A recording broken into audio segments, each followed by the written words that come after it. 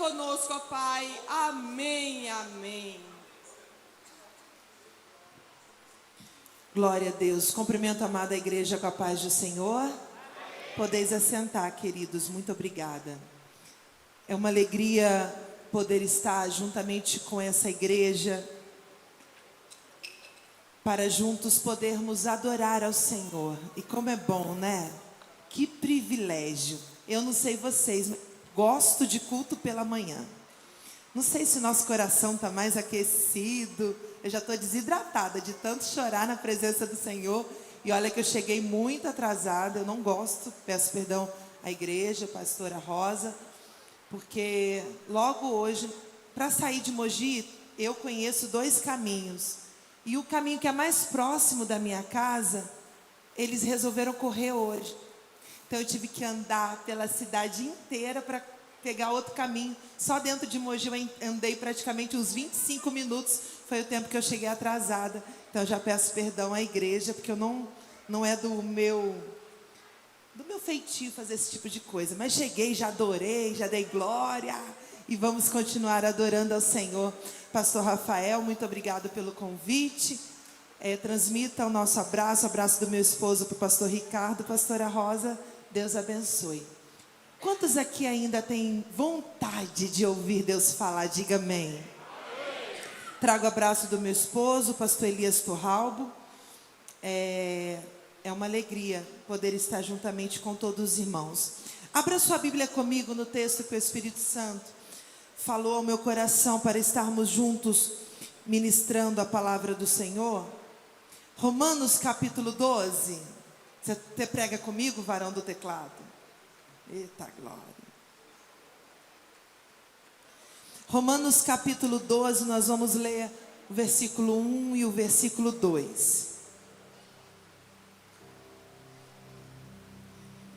Os irmãos encontraram? Diz assim a palavra do Senhor: Rogo-vos, pois, irmãos, pela compaixão de Deus, que apresenteis o vosso corpo em sacrifício vivo, santo e agradável a Deus, que é o vosso culto racional. E não vos conformeis com este mundo, mas transformai-vos pela renovação do vosso entendimento. E quantos podem e dizem amém? Amém? Bom, esse é um texto bastante conhecido. Todos nós já tivemos acesso a esses versículos que Paulo escreve aos irmãos de Roma. A carta de Paulo aos romanos, ele, segundo os teólogos, os estudiosos dizem que é o mais completo tratado teológico de Paulo. Ali, Paulo, ele aplica todas as verdades bíblicas na carta que ele escreve aos irmãos de Roma. Nós vamos ver que do capítulo 1 ao 11, Paulo, ele relata o que Deus fez por nós, através do sacrifício de Cristo na cruz do Calvário. Do capítulo 12 ao capítulo 16, Paulo vai relatar de como nós devemos nos portar diante de tão grande sacrifício, de tão grande amor, de tão grande graça que foi nos ofertado. E Paulo, ele, para mim, depois de Jesus Cristo, ele é o maior exemplo, é o maior personagem. Talvez vocês possam ter algum personagem de estimação, mas o meu é Paulo. Porque Paulo, ele teve uma conversão maravilhosa. Hoje nós estamos falando num culto de batismo. E culto de batismo, para mim, é um dos cultos mais lindos que a igreja pode apresentar. Porque é um culto de mudança de vida, de matar a carne e viver totalmente para Cristo. E Paulo é um exemplo disso, porque ele abdicou toda a sua vida por amor a Cristo. Paulo é um exemplo que ele é tão exemplo que ele vai dizer: sede meus imitadores, como eu sou de Cristo. Paulo ele não está dizendo, faça o que Cristo manda. Não, ele fala dizendo, faça o que eu faço. Será que nós temos essas condições e possibilidades de dizer como Paulo? Ande como eu ando, fale como eu falo, perdoe como eu perdoo, me imita porque eu ando nos passos dele, ame como eu amo, seja crente como eu sou. Você chegar para um novo convertido e dizer assim, pode seguir os passos que eu sigo. Será que nós temos essas condições? Mas Paulo tinha essa condição. Ele diz, pode me imitar porque eu imito a ele, eu vivo como ele me ensinou. Paulo, ele abdicou a sua vida por amor a Cristo. Perdão. Paulo abdicou a sua vida por amor àquele que o chamou no caminho de Damasco. Paulo, ele era um exemplo de tudo, mas Deus sabe em quem ele investe. Deus sabia que terra fértil que Paulo era. Deus sabia que da mesma forma, que do mesmo afinco que Paulo pegava cartas para perseguir os cristãos, com o mesmo afinco ele pregaria o evangelho daquele que o chamou. Deus, ele sabe em quem ele investe. Nós precisamos entender que se Deus está te cobrando muito, é porque ele tem muito pela tua vida. Mas se Deus não te cobra nada, se preocupa, irmão, vai para o joelho, porque quer dizer que ele tem pouco. Mas se você é aquela pessoa que quanto mais você ora, mais você quer orar, quanto mais você jejua, mais você quer jejuar, quanto mais você lê a palavra, mais você quer ler, isso quer dizer que Deus tem algo precioso para você. Então invista naquilo que Deus colocou sobre você. Paulo tinha condições de dizer, faça como eu faço, porque tem muita gente que tem a receita, mas não sabe cumprir a receita. Sabe como fazer, mas não quer fazer. Mas Paulo, escrevendo aos irmãos de Roma, era como se fosse uma carta de apresentação. Paulo, ele não tinha, nessa época que ele escreveu essa carta para os irmãos de Roma, Paulo não tinha ido lá. Paulo escreve para pedir apoio financeiro para pregar numa região que ainda não tinha ouvido falar de Cristo. Aí Paulo escreve essa carta para a igreja de Roma, porque sabia que a igreja de Roma era uma igreja financeiramente abastada, e Paulo precisava de investimento. Paulo precisava que os irmãos o abençoassem para ele pregar numa região, e ainda que o evangelho não tinha sido alcançado ainda. Roma naquela época era como se fosse a capital do mundo. Roma naquela época era como se fosse a capital da promiscuidade. A população de Roma vivia como se Deus não existisse, como se os mandamentos de Deus fossem meros papéis, e eles não viviam como de vida digna, de algo que nós podemos seguir. Mas Paulo, ele escreve essa carta para preservar a santidade dos irmãos. É como se Paulo estivesse dizendo assim: vocês estão em Roma, mas não vivem como Roma vive. Vocês têm que ser um luzeiro, luz em meio às trevas. Vocês não têm que se associar àquilo que esse povo vive. Aí o versículo 1 do capítulo 12, Paulo começa: rogo-vos, pois. Esse rogo-vos, pois, é mais do que um pedido, é mais do que um favor. É como se Paulo estivesse dizendo: eu o suplico, eu imploro, que vocês vivam pela compaixão de Deus, que apresenteis os seus corpos em sacrifício vivo. Paulo, ele está dizendo: eu peço, eu suplico para vocês que não vivam de acordo com o que o povo de Roma viva, mas ao contrário disso, sabe o que vocês têm que fazer? Entregue a vida de vocês em sacrifício vivo. Por que Paulo, algumas coisas aos nossos olhos, a gente não entende com tanta clareza? Porque Paulo estava falando para um público específico, para aquele povo que entendia o que Paulo estava querendo dizer.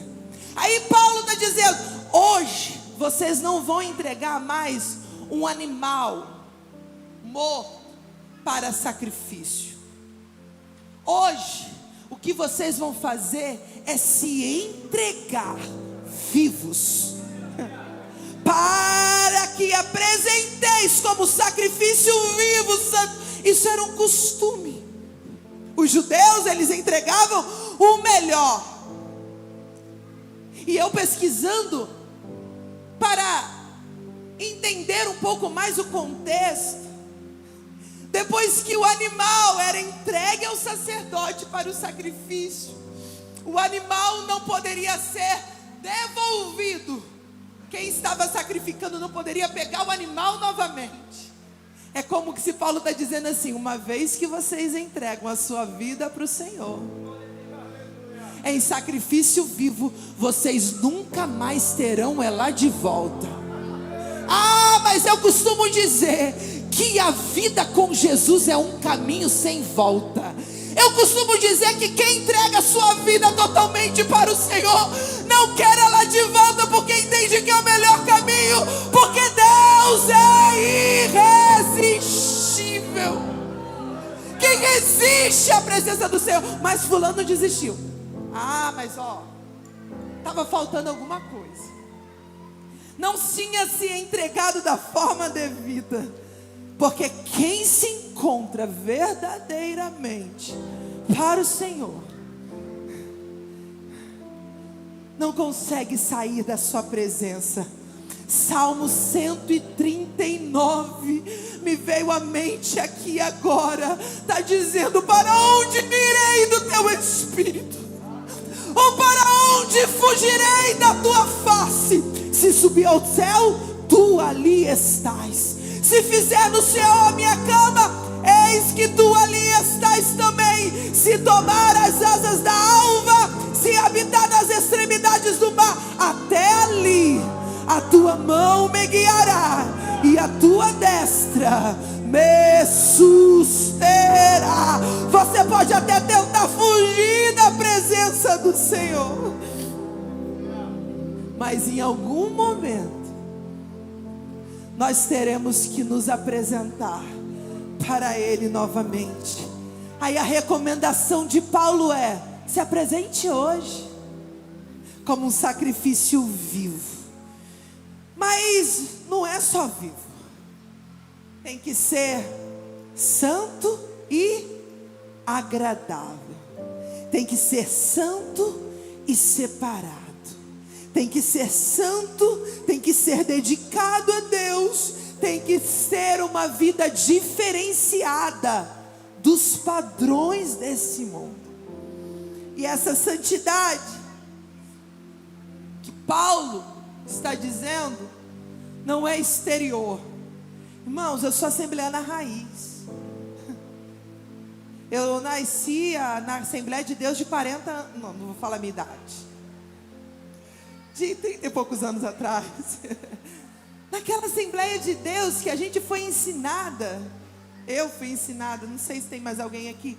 As meninas não vão nem entender o que eu vou falar. Se cortasse a pontinha do cabelo, era pecado. A gente aprendia que tinha um anjo com uma caixinha. Pastora Rosa é dessa época. Que tinha uma caixinha com todos os nossos cabelos. E aí a gente se santificava por fora. A gente tinha saião, cabelão. A santidade era exterior. Mas Paulo está nos ensinando, primeiro é dentro. O que adianta? Tá bonitinho por fora como um sepulcro caiado.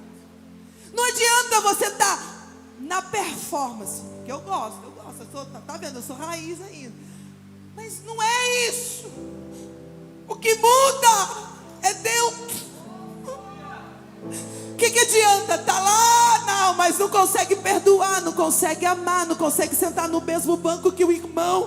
Aí Paulo está dizendo, tem que ter uma atitude diferenciada. Hoje o sacrifício é vivo, santo e agradável. Não é uma apresentação, não é um rótulo, não é um tipo, não. É uma vida de santidade. É uma vida de abandono do pecado, mas uma vida para agradar a Deus. Aí Paulo está dizendo, e essa santidade é um culto racional, é um culto com razão, é um culto com raciocínio. O que seria isso, irmãos? Me dá só um pouquinho mais de retorno, por gentileza. A gente pensa que culto com razão, ficou bom, é para vir à igreja adorar, marchar, levantar as mãos para o céu, lágrima. Mas Paulo está dizendo, não é só isso, é isso também, mas não é só isso. No original, esse culto é um culto com lógica. É um culto, não somente com os sentimentos, mas é um culto com sinceridade. Não é um culto dúbio. Como assim, culto dúbio? Porque tem gente que é bom para adorar aqui na igreja, é crente aqui na igreja, mas lá fora, a vida de adoração não é uma vida de coerência. Ele adora aqui, mas lá fora não vive uma vida de adoração. A fala é diferenciada, o jeito é diferenciado. Mas Paulo está dizendo, olha, vamos viver um culto com lógica, vamos viver um culto com inteligência. Para de perder tempo. A vida que você vive aqui na igreja, a santidade que você busca aqui na igreja, busca lá fora também. Levante um altar em todos os lugares que você tiver. Tenha uma vida de coerência. O mesmo culto privado é o culto público. Como assim? Tem gente que é só bom para adorar aqui, mas não tem culto privado, culto na intimidade. No Antigo Testamento as regras eram exteriores, mas Paulo vai dizer, não adianta ter uma regra exterior, mas a adoração começa de dentro para fora, começa refletindo dentro e sai para fora, expande para fora, com ações exteriores. Primeira mudança é de dentro para fora. Algumas pessoas podem, isso a gente vê muito em novos convertidos. Hoje é um culto basicamente para novos crentes, e a gente vê isso. Alguém que se converte, chega, meu Deus, aí quando você vê, está mudando isso. Deus vai dando uma repaginada na vida da pessoa. O que ela falava, não fala mais. Como ela vivia, não vive mais. Por quê? Porque a mudança, o culto dela tem sido transformado. Aí Paulo está dizendo, não vos conformeis com este mundo. O que Paulo está dizendo aqui? Não se amolde, não viva na forma desse mundo. Não se amolde, não ache normal. Não viva do padrão desse mundo. O padrão, jovem, adolescente, irmã, irmão, o nosso modelo não é a atriz, não é o ator, não é o blogueiro, não, ai, minha referência, não. A sua referência é a esposa do pastor, o pastor, alguém que vive uma vida pautada na palavra do Senhor. Esses têm que ser os nossos referenciais. Eu lembro, eu me converti, eu nasci num lar cristão. Eu sou filha de pastor. Meu pai foi pastor presidente de uma igreja do Rio de Janeiro, 42 anos. E eu lembro que quando eu me converti com 18 anos, nasci na igreja, era batizada com o Espírito Santo, batizada nas águas, mas me converti com 18. Que eu fui entender aquilo que Deus tinha para mim. Eu lembro que a vida era diferenciada. A gente precisa entender aquilo que Deus tem para nós. A gente não tem que se moldar aos padrões estabelecidos neste mundo. Aí Paulo está dizendo que não é essa forma. Eu não tenho que achar o padrão ideal, mas o padrão é aquele estabelecido. E eu lembro que quando eu me converti, eu tinha um referencial. Era a irmã do ciclo de oração, a dirigente do ciclo de oração. Eu orava igual a irmã Jaqueline. Tem alguma Jaqueline aqui? Tem, sempre tem uma mulher de oração na igreja. E aí, eu orava igual a irmã Jaqueline. Eu falava igual a irmã Jaqueline. Eu falava, eu quero ser igual a irmã Jaqueline. E ao ponto de um dia eu falar assim, eu já estava orando diferenciada. Ai Deus, eu falei assim, poxa Deus, eu gosto tanto do jeito que a irmã Jaqueline ora, mas eu estou mudando. Aí Deus falando assim, sua forma é outra, o seu molde é outro. Você pode até se espelhar na irmã Jaqueline, mas o que eu tenho para você é único. E o molde que Deus tem para nós é diferenciado. Paulo está dizendo, não se amolde, não vos conformeis, não entre na forma desse mundo, mas antes, transformai-vos pela renovação do vosso entendimento. Renovar o quê? Renove a sua mente, transforme a sua mente, transforme a sua mentalidade. A gente vai ver que essas duas palavras, transformar e renovar, no original grego, ela tem a mesma estrutura. É como se ela fosse a mesma palavra, mas com significados diferentes. No grego, é duas palavras chamadas esquema, morfê. O esquema, irmãos, dá conotação de algo que se transforma. Por exemplo, um bebê nasce bebê, menino, e morre homem, idoso, menino. Pela natureza é assim. Nasce menino e morre menino. Mas a gente vai ver que vai se transformando. É menino, criança, adolescente, jovem, adulto, idoso. Vai se transformando. A aparência exterior, ela vai se transformando. Essa é a conotação de esquema. Já o morfê, que é algo que fala sobre a nossa essência interior, ela não altera. Ela não altera pelas circunstâncias. Ela não altera pelo modo de viver. Não. Ela vai se transformando. Paulo está nos alertando. Você pode até viver nesse mundo, mas você não pode ser transformado por ele. É aonde que você chega que você que tem que transformar o ambiente. É você que tem que dar vida ao ambiente. É você que tem que trazer luz ao ambiente. Não ande pelo padrão, mas transformai-vos pela renovação do vosso entendimento. Moisés viveu mais ou menos isso.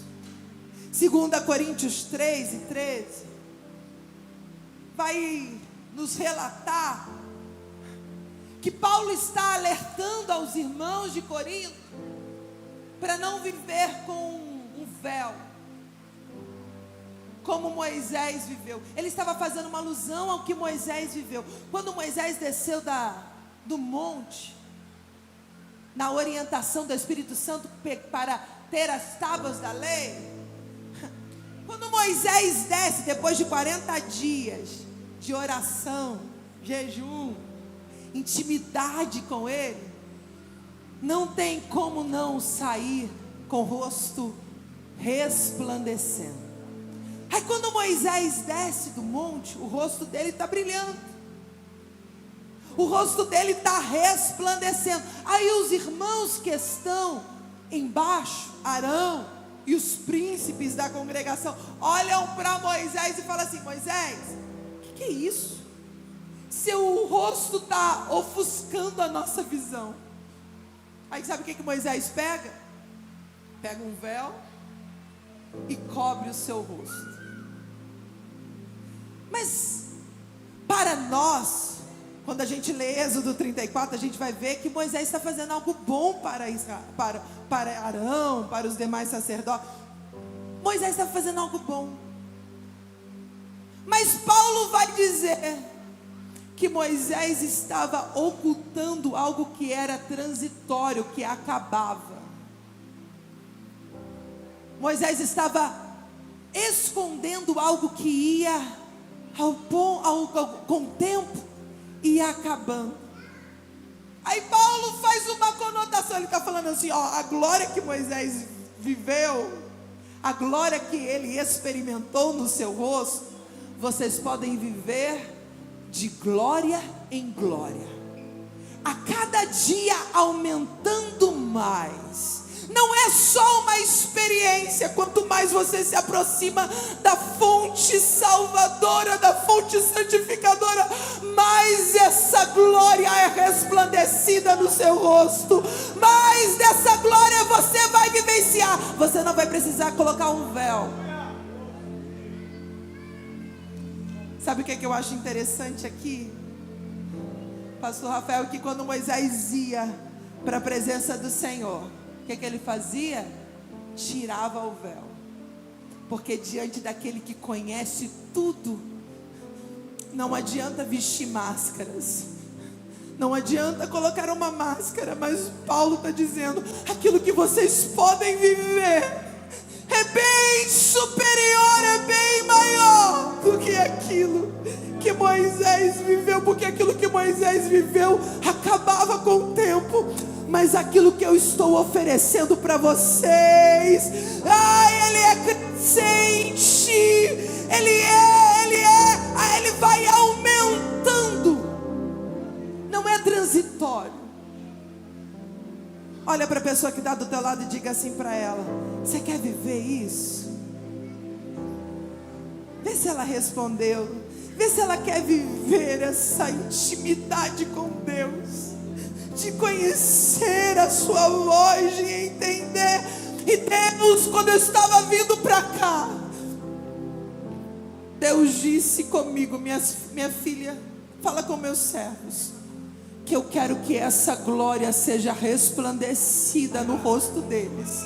Eu quero que a mente deles venha ser transformada, para que eles não venham se amoldar a esse padrão estabelecido nesse tempo, mas viver uma vida de crescimento espiritual. Tem gente que se acostuma é religioso. Eu vou na igreja, não sei os dias de culto aqui, terça, quinta e domingo. Vou na escola dominical, às vezes eu vou no ensaio. Eu sou fiel, eu toco. Mas não é só isso que Deus requer de nós. Paulo está orientando: viva algo mais profundo, cava mais, mergulhe um pouco mais. Se deu água nos tornozelos, deixa crescendo, vai se aprofundando no conhecimento de Deus. Para quê? Para experimentar qual seja a boa, diga a boa, perfeita e agradável vontade de Deus. A gente às vezes questiona: eu quero viver a vontade de Deus. Como viver a vontade de Deus? A vontade de Deus não é uma causa, irmãos, é uma consequência de uma vida.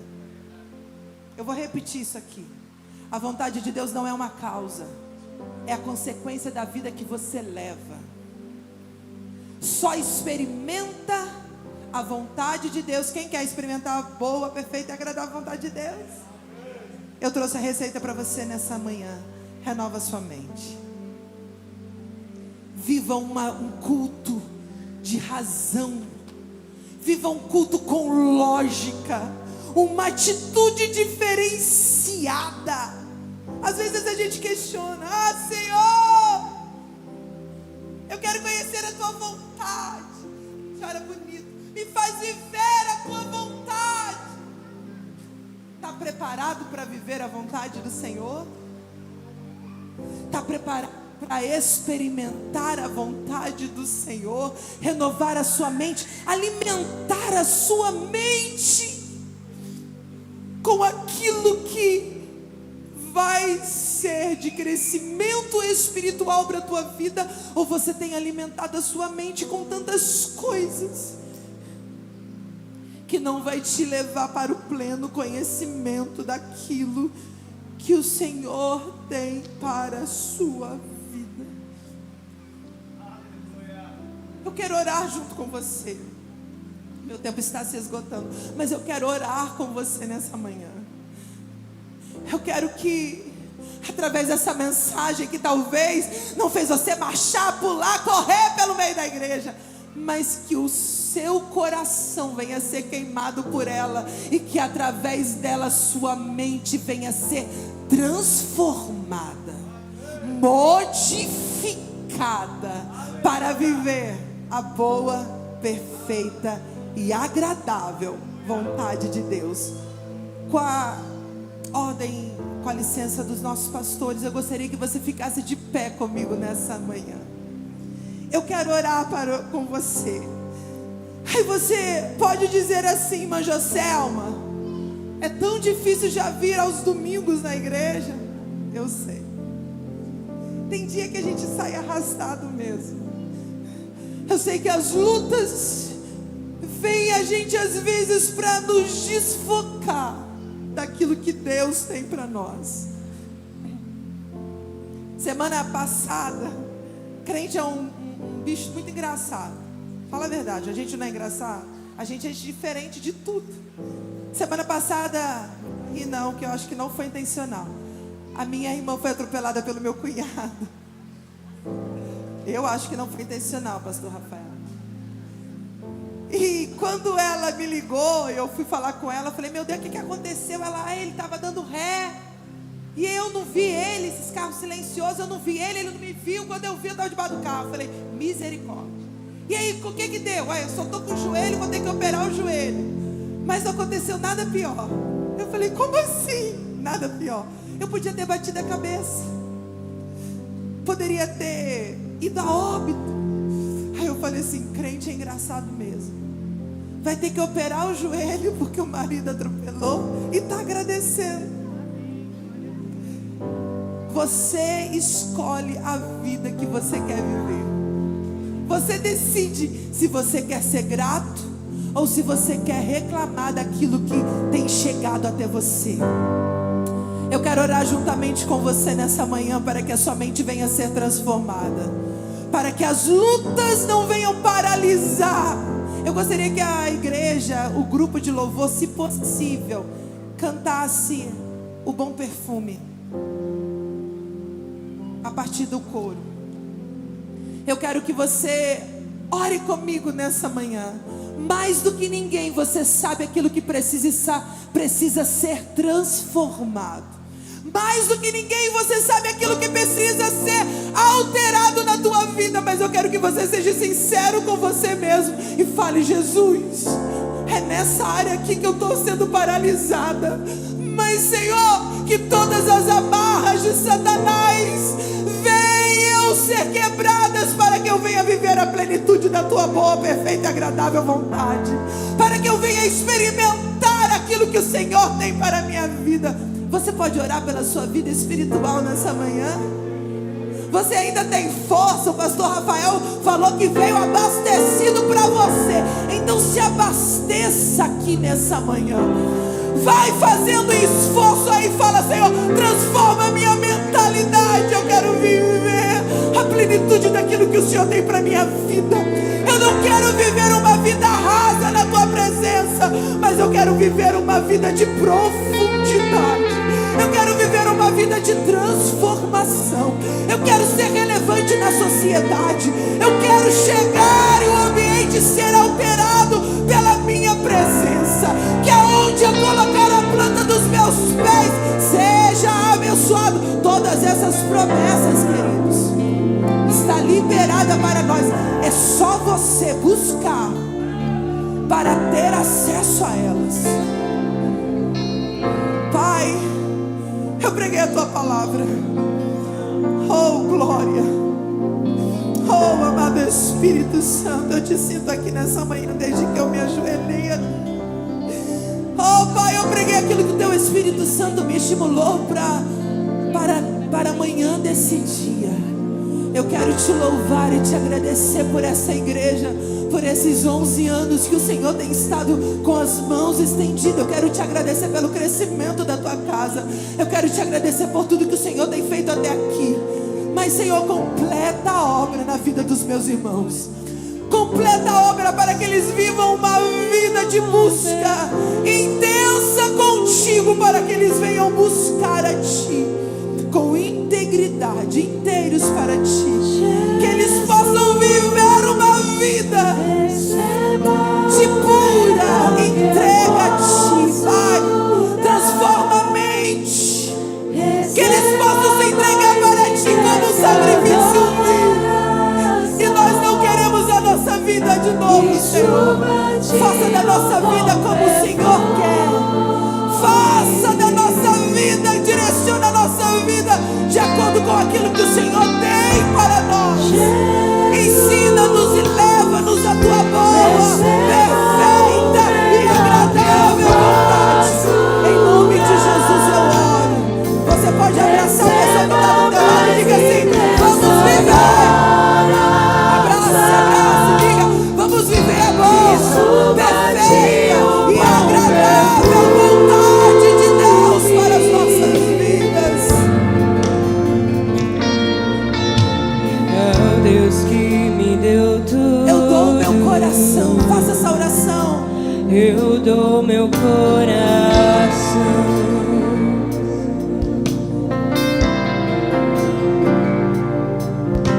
O perfume mais caro Derramo aos teus pés. derramo aos teus pés. Seja adorado, Senhor.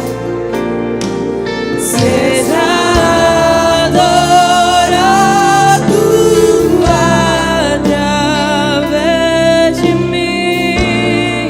Eu te entrego, Senhor, toda a minha vida. Eu te entrego toda a minha devoção. Diga pra ele: a minha vida é tua, Senhor. Receba a minha vida como um sacrifício nessa manhã. Seja adorado através de mim. Oh, aleluia. Oh, aleluia. Eu te entrego toda a minha devoção. Se você pode, levante as suas mãos em bendição ao Senhor e diga: Jesus, receba o melhor que eu posso dar. Receba a mais imensa glória.